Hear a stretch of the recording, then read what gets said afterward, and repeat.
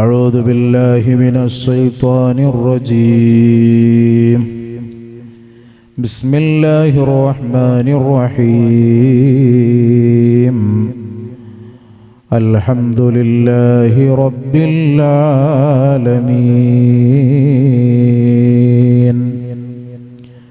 اللهم لك الحمد وإليك المشتكى وأنت المستعان.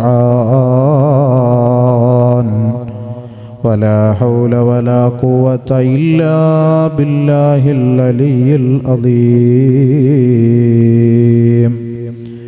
اللهم صل وسلم على رسولك سيدنا محمد مفتاح باب رحمة الله عدد ما في علم الله صلاة وسلاما دائمين بدوام ملك الله وعلى آله وصحبه عدد كل ذرة ألف مرة.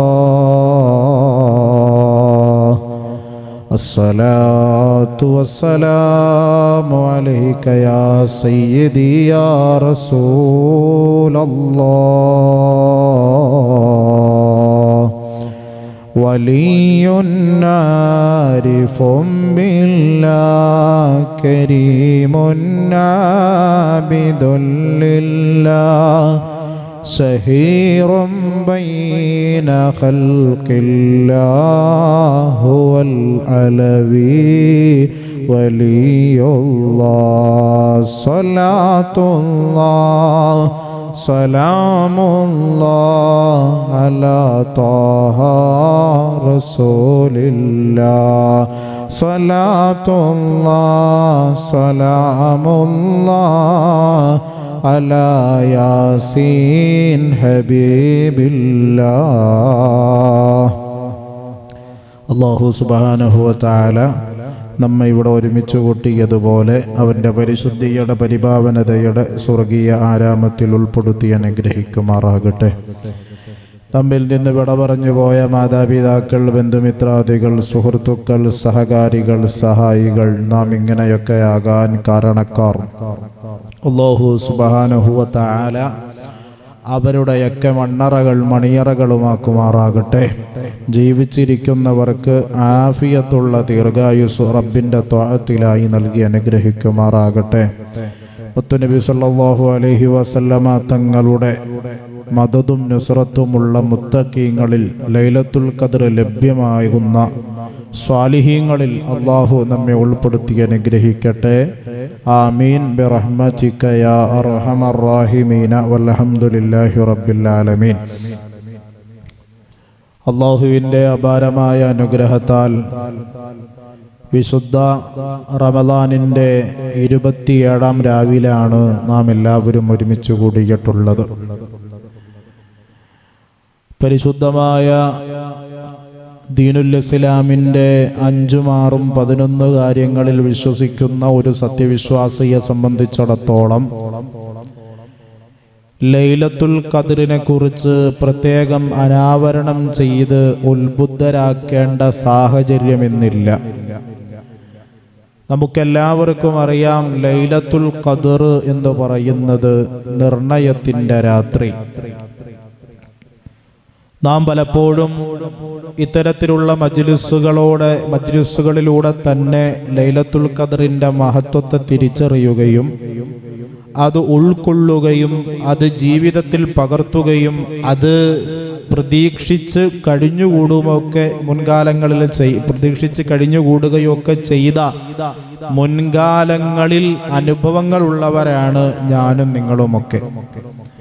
തനസ്സലുൽ മലായികത്തു വറൂഹു ഫീഹാ, അല്ലാഹുവിൻ്റെ മാലാഖമാർ ഇറങ്ങി വരുന്ന ജിബ്രീൽ അലൈഹിസ്സലാമിൻ്റെ നേതൃത്വത്തിൽ ഭൂമിയിലേക്ക് ഇറങ്ങി വരുന്ന 1000 മാസത്തേക്കാൾ പുണ്യമുള്ള ലൈലത്തുൽ ഖദ്റിൻ്റെ രാത്രി, ആ ലൈലത്തുൽ ഖദ്റിനെ പ്രതീക്ഷിച്ചിരിക്കുക എന്നതു തന്നെയാണ് ഒരു വിശ്വാസിക്ക് ലൈലത്തുൽ ഖദ്ർ ലഭ്യമാകാനുള്ള ഏറ്റവും നല്ല മാർഗമെന്ന് മനസ്സിലാക്കുക.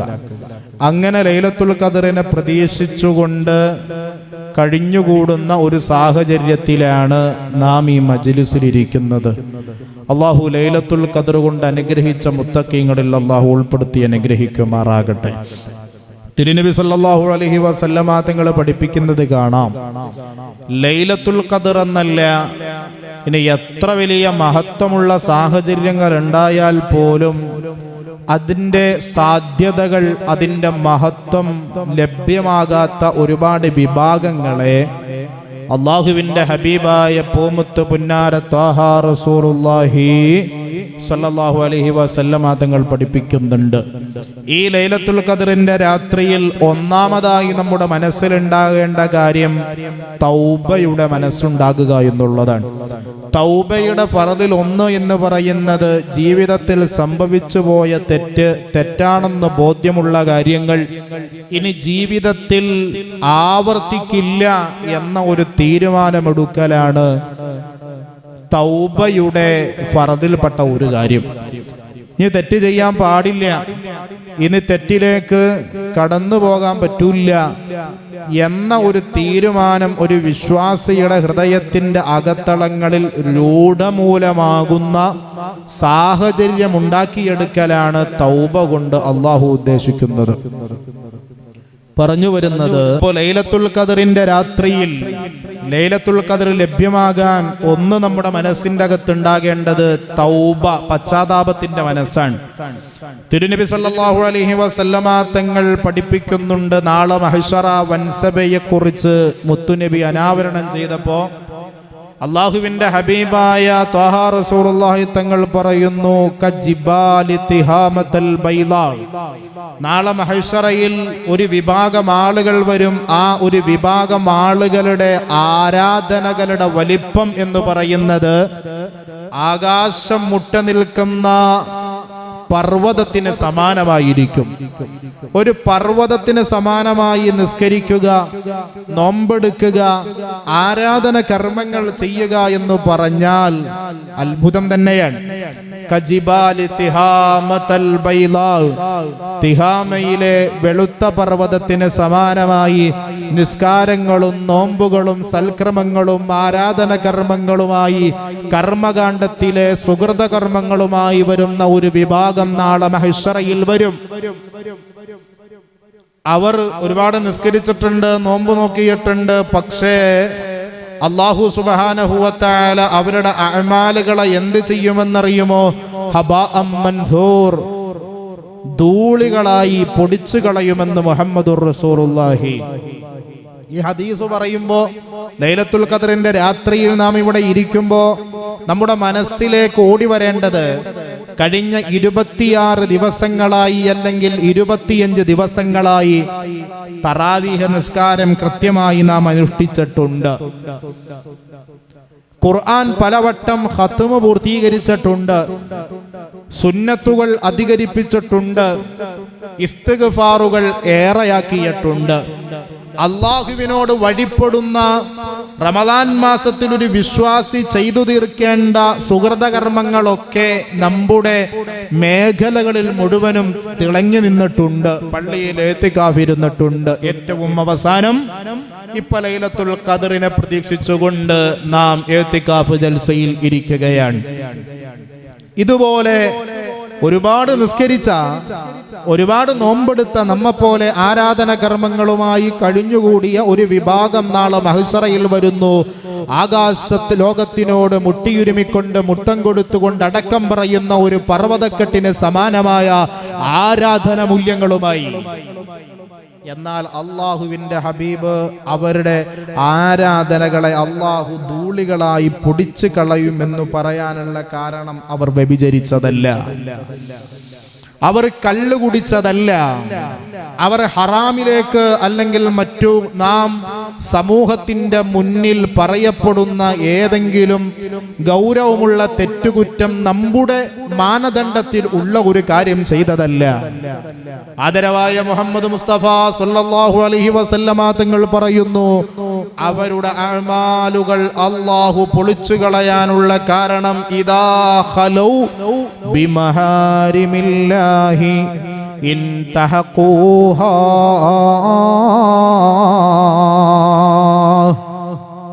ഇദാ ഖലൗ ബിമഹാരിമില്ലാഹി ഇൻതഹഖൂഹാ.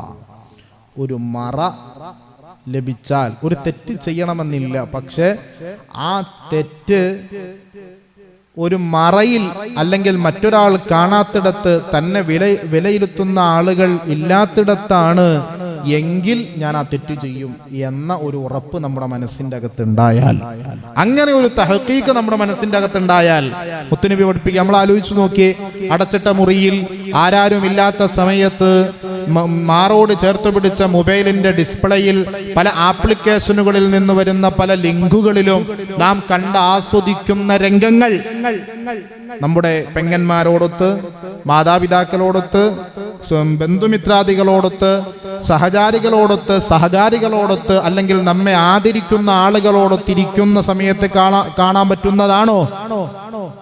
അവിടെ കാണാൻ പറ്റുന്നതേ നീ ഒറ്റക്കുള്ളപ്പോഴും കാണാൻ പറ്റൂ.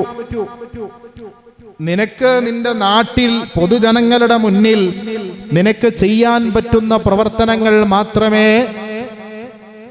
എന്ത് ചെയ്യാൻ പറ്റുള്ളൂ? ചെയ്യാൻ പറ്റുന്ന പ്രവർത്തനങ്ങൾ മാത്രമേ നിന്റെ രഹസ്യത്തിലും നിനക്ക് ചെയ്യാൻ പറ്റുകയുള്ളൂ. മുഹമ്മദുർ റസൂലുള്ളാഹി. അങ്ങനെയല്ലേ? നമ്മുടെ നാട്ടിലേക്ക് ഇറങ്ങി കഴിഞ്ഞാൽ വല്ലാത്ത മാന്യൻ, പള്ളി പ്രസിഡന്റാണ്, സെക്രട്ടറിയാണ്, ഖത്തീബാണ്, മുദരിസാണ്, തങ്ങളാണ്. വീട്ടിൽ വന്നാല് നമ്മുടെ സ്വഭാവം മറ്റൊന്ന്. ആ സ്വഭാവം പറ്റൂല. മുത്തുനബി സല്ലല്ലാഹു അലൈഹി വസല്ലമ തങ്ങൾ പറയാണ്, ഒരു തെറ്റ് ചെയ്യേണ്ട, വ്യഭിചരിക്കണമെന്നൊരു ആഗ്രഹം നമ്മുടെ മനസ്സിന്റെ അകത്തില്ല, വ്യഭിചരിക്കാൻ പോകാറില്ല, വേശ്യാലയങ്ങൾ തേടി അലയാറില്ല. പക്ഷേ ഒരു പെണ്ണിനെ, സുമുഖിയായ സുന്ദരിയായ ഒരു പെണ്ണിനെ അടച്ചിട്ട മുറിയിൽ ആരാരുമില്ലാത്ത സമയത്ത് അവളുടെ സമ്മതത്തോടെ മൂന്നാമതൊരാൾ അറിയാത്ത ഒരു സാഹചര്യം ഒരുക്കി കിട്ടിയാൽ ആ സമയത്ത് നമ്മുടെ കൽബിന്റെ അകത്തുള്ള ചിന്ത എന്താ? അപ്പൊ ഇന്നി അഖാഫുല്ലാഹ്, യൂസുഫ് നബി അലൈഹിസ്സലാം പറഞ്ഞതുപോലെ പറയുന്ന ഈമാനുണ്ടോ എന്നാ നിന്റെ നിസ്കാരം അല്ലാഹു സ്വീകരിക്കും. ഏതൊരു തെറ്റും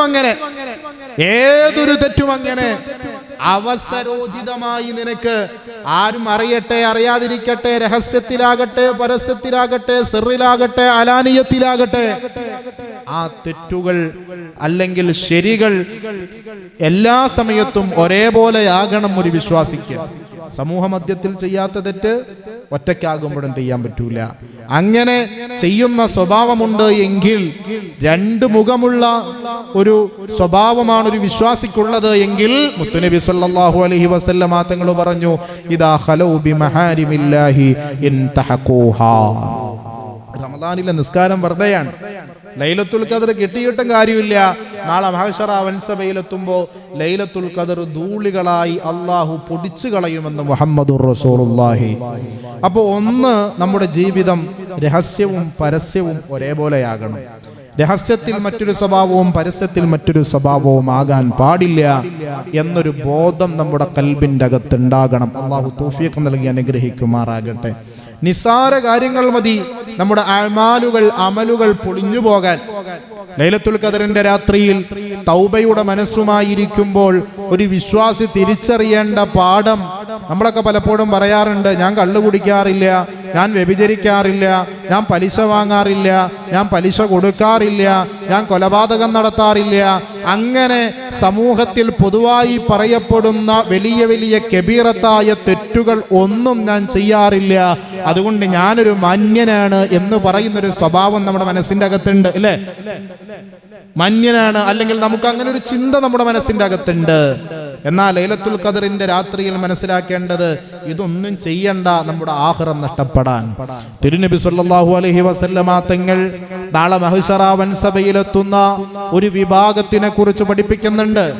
ആദം നബി അലൈഹിസ്സലാം മുതൽ ഖിയാമത്ത് നാൾ വരെ വരുന്ന ആയിരക്കണക്കിന് കോടാനുകോടിക്കണക്കിന് മനുഷ്യ സമൂഹത്തെ ഏറ്റവും വലിയ പരമോന്നത നീതിപീഠമാകുന്ന മഹ്ശറ വൻസഭയിൽ ഒത്തുകൂട്ടുന്നത് 120 സഫുകളിലായിരിക്കും അത്രേ മുഹമ്മദ് മുസ്തഫ.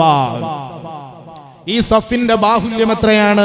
ഒരു തലയിൽ നിന്നും മറ്റേ തലയിലേക്ക് ഒരു കുതിര ഓടാൻ തുനിഞ്ഞാൽ ദ്രുതഗതിയിൽ ഓടുന്ന ആ കുതിര ഈ 120 സഫ്, നമ്മുടെ പള്ളിയിൽ സഫ് കെട്ടുമല്ലോ, ആ ഒരു സഫിൽ നിന്ന് മറ്റേ സഫിലേക്ക് നടക്കണമെങ്കിൽ കേവലം ഒരു മൈക്രോ സെക്കൻഡ് മതിയാവും, അല്ലെങ്കിൽ അര മിനിറ്റ് മതിയാവും, അല്ലേ? എന്നാൽ നമ്മൾ മനസ്സിലാക്കേണ്ടത്, ഈ മഹ്ശറയിൽ അങ്ങനെ സഫ് കെട്ടിയാൽ ഒരു സഫിൽ നിന്ന് മറ്റൊരു സഫിലേക്ക് ദ്രുതഗതിയിൽ പായുന്ന ഒരു കുതിര ഓടിയാൽ 80 വർഷം ഓടിയാൽ പോലും മറ്റേ തലയിലെത്തില്ല. അത്ര വലിയ ജനബാഹുല്യമായിരിക്കും മഹ്ശറ വൻസഭയിലെന്ന് മുഹമ്മദ് മുസ്തഫ. അങ്ങനെ 120 സഫ് ഒരാൾ കെട്ടിക്കഴിഞ്ഞാൽ ലോകത്തുള്ള സർവ്വ ജനങ്ങളും ആബാലവൃദ്ധം ജനങ്ങളും 120 സഫിലായി കഴിഞ്ഞാൽ 117 സഫും നരകത്തിലേക്കാണ്. 3 സഫ് മാത്രമാണ് സ്വർഗത്തിലേക്കുള്ളൂ. ഈ സ്വർഗത്തിലേക്ക് പോകാൻ നിൽക്കുന്ന 3 സഫിൽപ്പെട്ട ആളുകളുടെ തന്നെ അവസ്ഥ എന്താണ്? അതിൻ്റെ അകത്ത് മഹാനായ ശൈഖ് ജീലാനി തങ്ങളായി ഉണ്ടാകുക, അതിൻ്റെ അകത്ത് മുത്തുനബി സല്ലല്ലാഹു അലൈഹി വസല്ലമ തങ്ങളായി ഉണ്ടാകുക, അവിടെ സ്വഹാബത്തായി ഉണ്ടാകുക, അവിടെ അള്ളാഹുവിനെ വഴിപ്പെട്ട് ജീവിച്ച ഔലിയാക്കന്മാരായി ഉണ്ടാകുക. അവർക്കിടയിലേക്ക് നമ്മൾ നിസ്കരിച്ച നിസ്കാരവും നമ്മൾ പിടിച്ച നോമ്പും നമ്മൾ പിടിച്ച ആരാധന കർമ്മങ്ങളുമായി നാം അതിൻ്റെ ഇടയിൽ ചെന്ന് നിൽക്കുമ്പോൾ ഞാൻ കള്ളു കുടിച്ചിട്ടില്ല, ഞാൻ വ്യഭിചരിച്ചിട്ടില്ല, ഞാൻ കബീറത്തായ തെറ്റുകളൊന്നും ചെയ്തിട്ടില്ല എന്നൊക്കെ ചിന്തിച്ചുകൊണ്ട് ഞാൻ എന്താക്കിയാണ് ഈ സ്വർഗത്തിൻ്റെ പോകാനുള്ള 3 സഫിലേക്ക് ഞാൻ ചെന്ന് നിൽക്കുമ്പോൾ എൻ്റെ അവസ്ഥ എന്താണ്? മറ്റുള്ള ആളുകൾ നമ്മോട് പറയും മാറി നിക്കടാ എന്ന് പറയുമെന്ന് മുഹമ്മദ് മുസ്തഫ. സ്വർഗത്തിന്റെ അവകാശിയാണ് ഞാൻ. കാര്യം ഞാൻ അതിന് വേണ്ട പരിപാടികളെല്ലാം ചെയ്തിട്ടുണ്ട്, ഹറാമുകളൊന്നും ചെയ്തിട്ടില്ല. എന്നിട്ടും സ്വർഗത്തിന്റെ അവകാശികൾ നിൽക്കുന്ന സഫിൽ നിന്ന് ആ വ്യക്തിയെ മാറ്റി നിർത്താനുള്ള കാരണം മുത്തുനബി സല്ലല്ലാഹു അലൈഹി വസല്ലമ തങ്ങൾ പറയുന്നു, അയാളുടെ വായയിൽ ഒരൽപ്പം തുപ്പുനീർ കുമിഞ്ഞുകൂടിയതാണ്. ആ തുപ്പുനീര് കുമിഞ്ഞുകൂടിയപ്പോ അയാളൊന്ന് പുറത്തേക്ക് തുപ്പിയതാണ്. അത് തുപ്പിയത് ഖിബിലയുടെ ഭാഗത്തേക്കായി പോയിട്ടുണ്ട്. ഖിബിലയുടെ ഭാഗത്തേക്ക് തുപ്പാൻ പറ്റൂല, കാഷ്ടിക്കാൻ പറ്റൂല, മൂത്രിക്കാൻ പറ്റൂല. ആ വിസർജന വസ്തുക്കളൊക്കെ നാളെ മഹ്ശറാവൻ സഭയിൽ അവന്റെ ശരീരത്ത് പറ്റിപ്പിടിച്ചിട്ടാണ് നാളെ വരിക എന്ന് ആദരവായ മുഹമ്മദ് മുസ്തഫ കൊണ്ട് മറ്റു സ്വർഗീയവാസികൾ മാറ്റി നിർത്തും എന്ന് പറയപ്പെടുമ്പോൾ നാം മനസ്സിലാക്കേണ്ടത് ഇവിടെ സ്വർഗം നിഷേധിക്കപ്പെടുന്നത് വൻപാപം ചെയ്തിട്ടല്ല, ഒന്ന് തുപ്പിയതിന്റെ പേരിലാണ്. ഒരു വിശ്വാസി എപ്പോഴും അദ്ദുനിയാ സിജുനുൽ മുഅ്മിൻ, വിശ്വാസിയുടെ തടവറയാണ് ദുനിയാവ് എന്ന് പറയാനുള്ള കാര്യം എന്താ? ഒന്ന് തുപ്പാൻ പോലും, സ്വതന്ത്രമായി ഒന്ന് തുപ്പാൻ പോലും ഈ ദുനിയാവിൽ അള്ളാഹുവിന്റെ കൽപ്പനയ്ക്ക് വിധേയമായിട്ടല്ലാതെ അനുവാദമില്ല. മുഹമ്മദുർ റസൂലുള്ളാഹി. കണ്ടോ, നമ്മൾ മനസ്സിലാക്കേണ്ടത്. ഇപ്പൊ നമ്മൾ എത്ര ലൈലത്തുൽ ഖദർ പ്രതീക്ഷിച്ചിട്ടിരുന്നാലും ലൈലത്തുൽ ഖദറിന്റെ രാത്രിയിൽ നമ്മുടെ മനസ്സിൽ ഉണ്ടാകേണ്ട ഒരു ചിന്ത, തെറ്റുകളിൽ നിന്ന് ഞാൻ പൂർണ്ണമായി മാറാൻ, ഞാൻ ഇൽമു പഠിക്കാൻ തീരുമാനിക്കുകയാണ്. ചിലപ്പോൾ നമ്മൾ പറയും അറിവില്ലായ്മ കൊണ്ട് പല തെറ്റുകളും എൻ്റെ ഭാഗത്ത് നിന്ന് സംഭവിച്ചു പോയിട്ടുണ്ടെന്ന്. ഇഹ്യാ ഉലൂമുദ്ദീനിൽ നോക്കിയാൽ കാണാം, ബഹുമാനപ്പെട്ട ഇമാം ഗസാലി തങ്ങൾ പറയുന്നുണ്ട്, അറിവില്ലായ്മ കൊണ്ടൊരാൾ തെറ്റ് ചെയ്താൽ 2 കുറ്റമാണ് അവനക്കുള്ളത്. 2 കുറ്റമാണുള്ളത്. ഒന്ന്, ആ തെറ്റ് ചെയ്തതിന്റെ കുറ്റമാണുള്ളത്. 2, ഇൽമു പഠിക്കൽ നിർബന്ധമാണല്ലോ. ആ ഫർദാക്കപ്പെട്ട കാര്യത്തിന് ഇൽമു പഠിക്കാതെ അവൻ മാറി നിന്ന കാരണം കൊണ്ട് അവനക്ക് 2ാമത്തെ തെറ്റ് ഇൽമു പഠിക്കാത്തതിന്റെ തെറ്റും, അങ്ങനെ 2 തെറ്റ് കിട്ടുമെന്നാണ്. അതുകൊണ്ട് തെറ്റുകൾ അധികരിച്ചാൽ നമ്മുടെ ജീവിതത്തിൽ അല്ലാഹുവിന്റെ ഒരു റഹ്മത്തും ഉണ്ടാകൂല, ലൈലത്തുൽ ഖദർ ഉണ്ടാകൂല, ഒരു പ്രതിഫലവും ഒരു ആരാധനയുടെ പ്രതിഫലവും നമുക്ക് കിട്ടൂല. ആദരവായ മുഹമ്മദ് മുസ്തഫ. കണ്ടില്ലേ 2? നിങ്ങൾ ആലോചിച്ചു നോക്കി, നിസാര വിഷയം മതി. വമൻ അഹ്സനു ഖൗലൻ മിമ്മൻ ദആ ഇലല്ലാഹ്, അല്ലാഹുവിലേക്ക് വിളിക്കുന്നവരെക്കാൾ ഏറ്റവും നല്ല വാക്ക് പറയുന്നവർ ആരാണ് എന്നൊരു ചോദ്യം വിശുദ്ധമായ ഖുർആൻ പറയുന്നുണ്ട്, അല്ലേ? ആരാണ്? ബാങ്ക് വിളിക്കുന്നവരെ കുറിച്ചാണ് അത് പറയുന്നത്, അല്ലേ? ബാങ്ക് വിളിക്കുന്നത് നിസാര കാര്യമല്ല.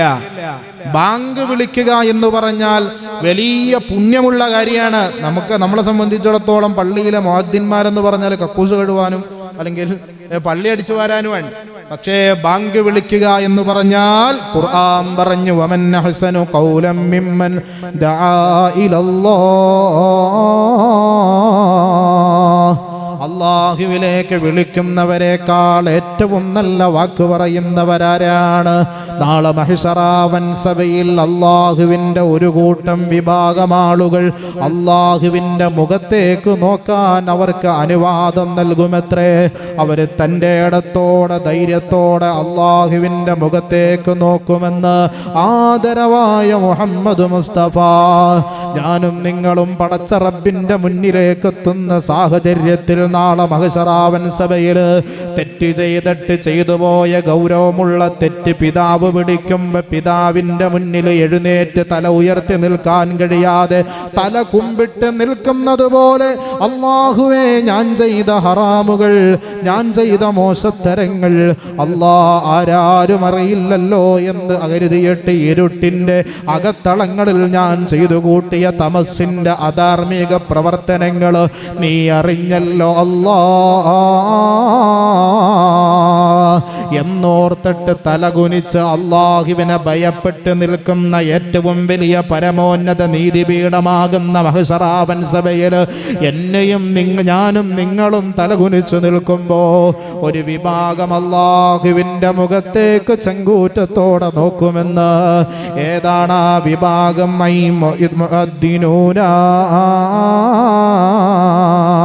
അത് മുഅദ്ദിനീങ്ങളാണ്, മുഅദ്ദിന്മാരാണെന്ന് ആദരവായ മുഹമ്മദ് മുസ്തഫ. പള്ളി മിഹ്റാബുകളിൽ നിന്ന് ഹയ്യാലസ്സലാ ഹയ്യാലൽ ഫലാ, വിജയത്തിലേക്ക് നിസ്കാരത്തിലേക്ക് ബാങ്കുലി മുഴക്കുന്ന മുഅദ്ദിന്മാര് നിസാരക്കാരല്ല. കണ്ടില്ലേ, മക്കം ഫതഹ് കഴിഞ്ഞിട്ട് അള്ളാഹുവിൻ്റെ റസൂല് പരിശുദ്ധമായ കഅബാലയത്തിൻ്റെ തിരുമുറ്റത്ത് നിൽക്കുമ്പോ ലോകത്തിൻ്റെ ചക്രവർത്തിയുടെ ആറ്റലായ സതീർത്ഥ്യനായ അബൂബക്കർ അല്ലാഹു സാലിസുഹുമാ,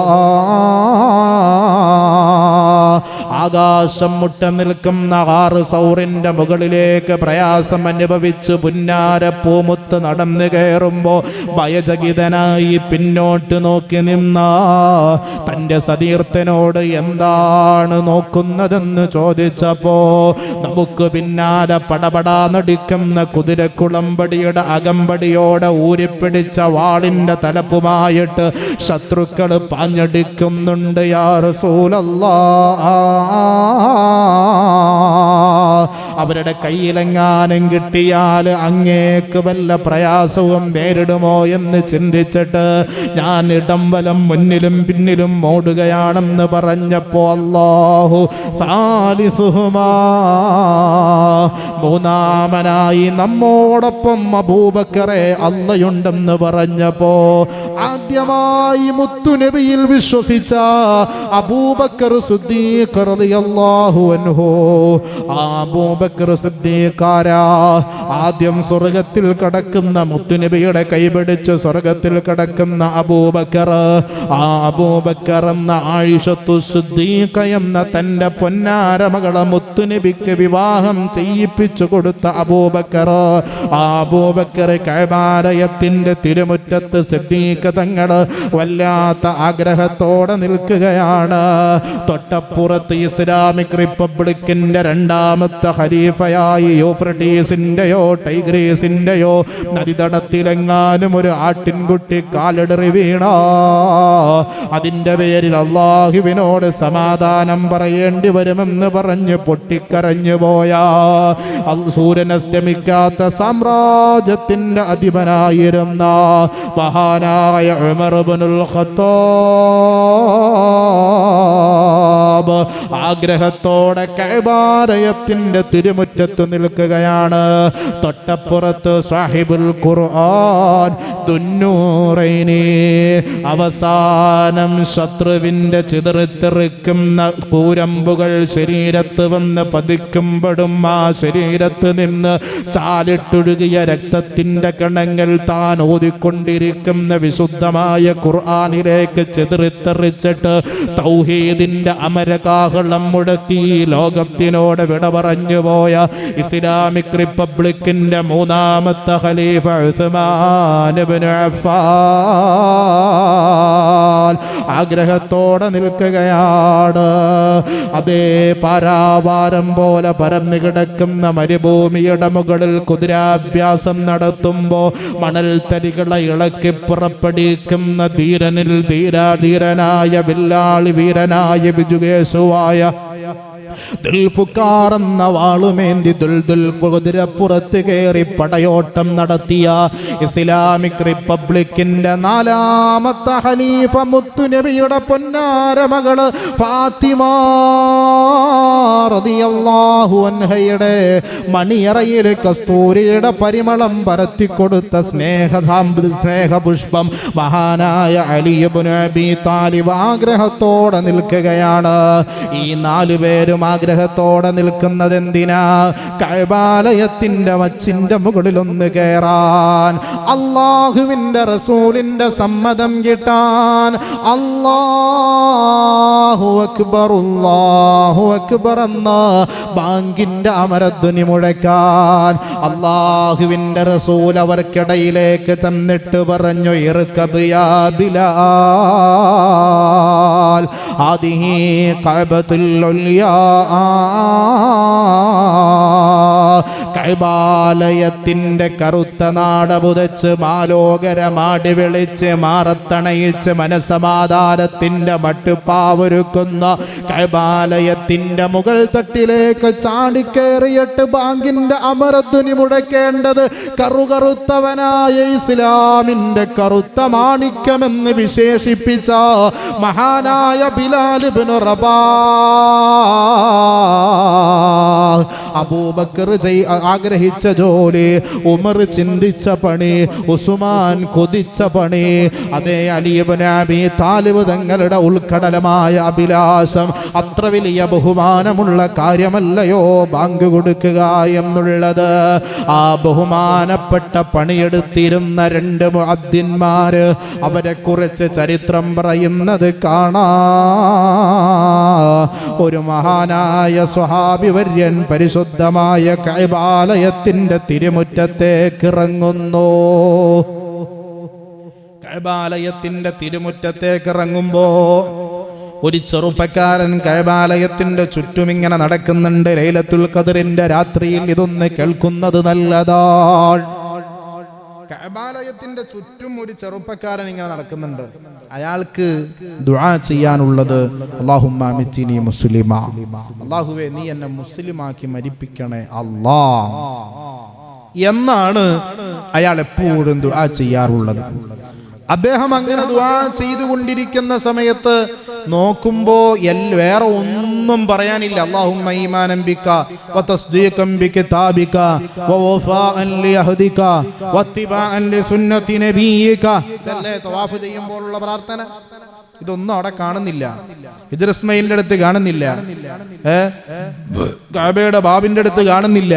ദുആ കിജാബ് എല്ലായിടത്തും എന്നെ മുസ്ലിമായി മരിപ്പിക്കണേ അല്ലാഹ് എന്നൊരു പ്രാർത്ഥനയാണ്. അങ്ങനെ ഈ പ്രാർത്ഥന ഈ മഹാനുഭാവൻ ഈ ചെറുപ്പക്കാരനെ വിളിച്ചു.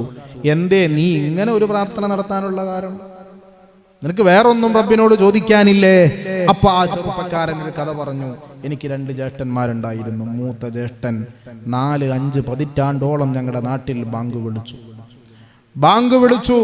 അവസാനം ആ ജ്യേഷ്ഠന്റെ മരണമാസന്നമായ സമയത്ത് ഞാൻ അടുത്തുണ്ട്. അദ്ദേഹം വിശുദ്ധമായ ഖുർആൻ കൊണ്ടുവരാൻ പറഞ്ഞു. ഞാൻ ഖുർആൻ കൊണ്ടുപോയി കൊടുത്തു. ആ ഖുർആൻ ഇങ്ങനെ തുറന്നു വച്ചു.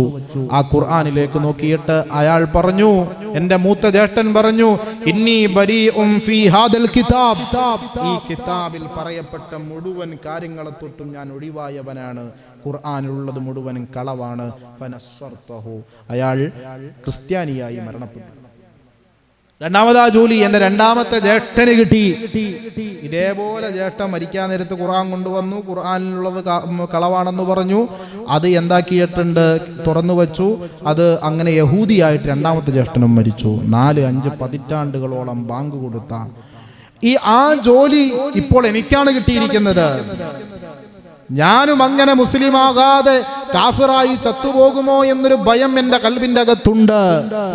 ആ ഭയപ്പാടാണ് എന്നെ ഇങ്ങനെ പ്രാർത്ഥിപ്പിക്കാനുള്ള കാരണം എന്ന് ആ ചെറുപ്പക്കാരൻ പറയുമ്പോ ആ ചെറുപ്പക്കാരനോട് ഈ മഹാനുഭാവൻ ചോദിച്ചു, എന്തേ നിങ്ങളുടെ ആ 2 സഹോദരങ്ങൾക്ക് സംഭവിച്ചു പോയത്? ആ ചെറുപ്പക്കാരൻ പറഞ്ഞു, എൻ്റെ 2 സഹോദരന്മാരായിരുന്നു ഞങ്ങളുടെ നാട്ടിൽ പ്രഭാതത്തിൽ പുലർച്ചെ ആദ്യം എഴുന്നേൽക്കുന്ന ആൾ.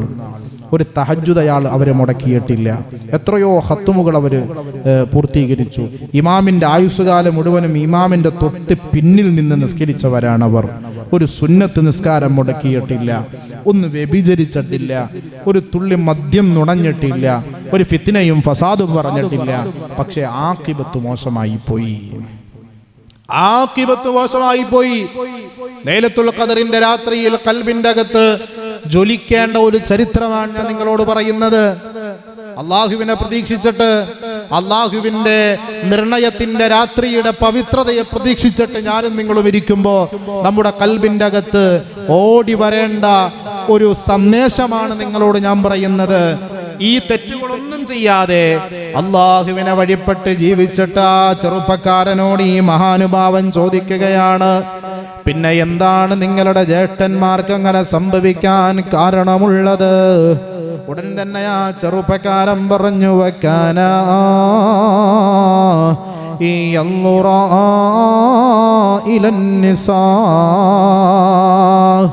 എൻ്റെ 2 ജ്യേഷ്ഠന്മാർക്കും ഒരു സ്വഭാവമുണ്ടായിരുന്നു. നടുറോട്ടിലൂടെ അന്യ പെണ്ണുങ്ങൾ നടന്നു പോകുമ്പോ ആ പെണ്ണുങ്ങളുടെ ഔറത്തിന്റെ ഭാഗങ്ങളിലേക്ക് നോക്കിയിട്ട്, ആ പെണ്ണുങ്ങളുടെ സൗന്ദര്യത്തിലേക്ക് നോക്കിയിട്ട് ആസ്വദിക്കുന്ന ഒരു സ്വഭാവം എൻ്റെ ആ 2 ജ്യേഷ്ഠന്മാർക്കുണ്ടായിരുന്നു എന്ന് ആ കൂട്ടുകാരൻ പറയുമ്പോ, എൻ്റെ ലൈലത്തുൽ ഖദറിന്റെ രാത്രിയിൽ, അല്ലാഹുവിന്റെ നിർണയത്തിന്റെ രാത്രിയില്, മാലാഖമാര് പെയ്തിറങ്ങുന്ന രാത്രിയില്, ഇന്നാ അൻസൽനാഹു ഫീ ലൈലത്തുൽ ഖദർ, ഈ രാത്രിയിലാണ് അല്ലാഹു സത്യത്തിന്റെ സമ്പൂർണ്ണ സമർപ്പണമായ മാനവിക സാകല്യത്തിന്റെ പരിച്ഛേദമായ പരിശുദ്ധമായ ഖുർആൻ ഇറക്കിയതെന്ന് പഠിപ്പിച്ച രാത്രിയിലോ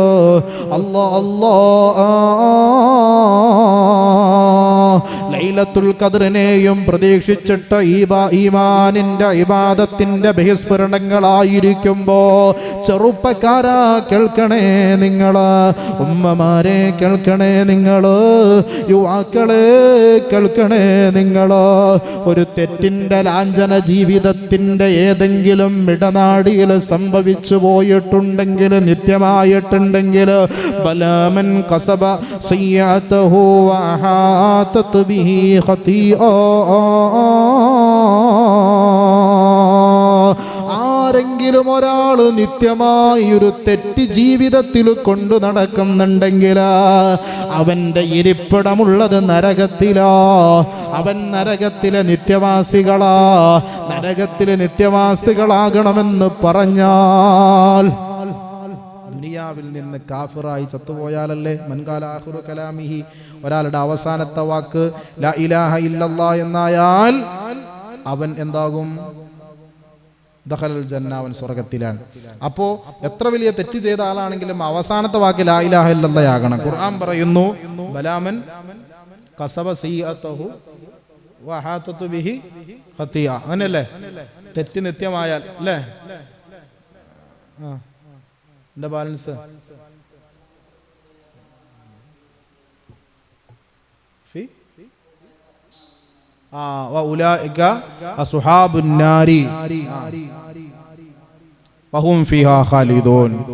അവര് നരകത്തിന്റെ അസുഹാബുന്നാരി, നരകത്തിന്റെ സഹകാരികളാണ്, നരകത്തിന്റെ ആൾക്കാരാണ്. വഹും ഫീഹാ ഖാലിദൂൻ, അവർ അതിൻ്റെ അകത്ത് നിത്യവാസികളാണ്. നിത്യവാസികളാണ്. മുഅ്മിനീങ്ങൾ ചെയ്ത തെറ്റിന്റെ ശിക്ഷയുടെ കാലയളവ് കഴിഞ്ഞാൽ സ്വർഗത്തിലേക്ക് കടത്തിവിടുമെന്ന് നമ്മുടെ ഹദീസുകളിൽ കേട്ടതാണ്. ഇത് പറയുന്ന ഒരാൾ തെറ്റ് ദായിമായി കഴിഞ്ഞാൽ അവൻ നരകത്തിൽ നിത്യവാസികളാണ്. അതിനർത്ഥം എന്താണ്? കണ്ടോ, വക്കാന യൻളുറാ ഇലൻ നിസാ, അന്യ പെണ്ണിനെ നോക്കുക എന്നുള്ള ഹറാം നിത്യമായി കഴിഞ്ഞപ്പോൾ ആ നിത്യമായ ഹറാം ജീവിതത്തിൽ സംഭവിച്ചു പോയ കാരണം കൊണ്ട് ആഖിബത്ത് മോശമായി. അതുകൊണ്ട് ലൈലത്തുൽ ഖദറിന്റെ രാത്രിയിൽ മനസ്സിലാക്കേണ്ടത്, ഈ രാത്രി ഒരു തീരുമാനമെടുക്കണം. ഇനി ഞാൻ ഹറാമിലേക്കില്ല, ഇനി ഞാൻ മോശത്തരത്തിലേക്കില്ല, ഇനി ഞാൻ വൃത്തികേടിലേക്കില്ല.